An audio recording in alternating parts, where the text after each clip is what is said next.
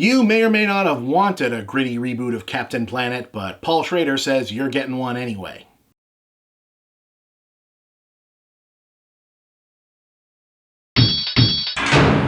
First Reformed is the first full new work in a while from writer-director Paul Schrader, best known as the screenwriter behind classics like Taxi Driver, Raging Bull, and The Last Temptation of Christ, and writer-director of his own films like Hardcore, American Gigolo, Mishima, and Affliction. So if you're familiar with those, you know what to expect. Self-punishing, world-weary, masculine angst, and dark nights, and days, and afternoons, and occasionally brunches of the soul wrapped in the bloodied frenzy of old-school Catholic guilt and psychosexual self-hatred. So naturally, the distributor is putting it out in the middle of June, when everybody most wants to watch all that stuff. For the first time in a while, Schrader dispenses with the metaphor entirely and makes his literal self-flagellating stand-in an actual man of the cloth. With Ethan Hunt... It's Ethan Hawke. Did I say Ethan Hunt? Holy shit, there's another one of those coming out too. Fuck me.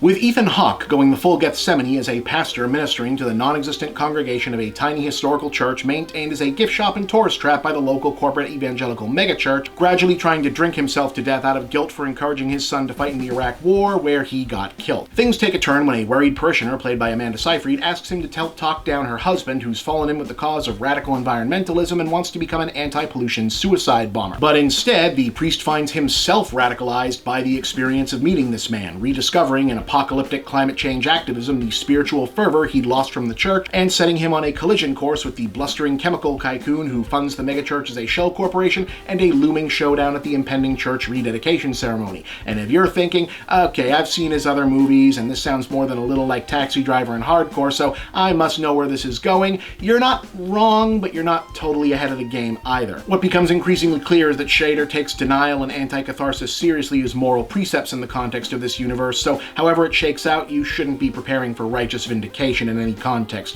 However nuanced, there's real clarity that, though his cause may be just and his pain sincere, our protagonist is either losing his goddamn mind or caught with the rest of us at the whim of a god that's lost his. And however obvious it might be to anyone involved that Hawke and Seyfried's characters could free themselves from torment simply by admitting what they need from each other, this is not a movie about people equipped with the tools to do that. For a filmmaker who's been depicting each successive generation of modern American life as a further descent into the Book of Revelations, it's almost horrifyingly endearing that Schrader still doesn't seem to think we reached the bottom, though by the time First Reform busts out a literal out-of-body flight of fancy sequence that looks like nothing so much as a Koyaanisqatsi version of Doctor Strange, you'd be forgiven for wondering if Act 3 was preparing for a full-blown tumble into Ken Russell territory instead. Well, suffice to say, people will be talking about the finale. As fits the material, it's mainly an actor sum above all else. Hawke is magnetic as a guy who hates himself so much that there's no depth of self-harm he won't sink to in order to curry sympathy, seemingly just so he can push it away again. It's genuinely impressive how willing the film is to make a character who should at least be moderately sympathetic such a thoroughly unlikable little bastard, even as we understand how much worse his enemies are, and Hawke goes all the way to the bone, making us see him tick. Seyfried impresses as the human heart of the piece, looking thrilled to get a straight dramatic role that sees use for her outside the symbolic quality of those famously cherubic eyes, not that they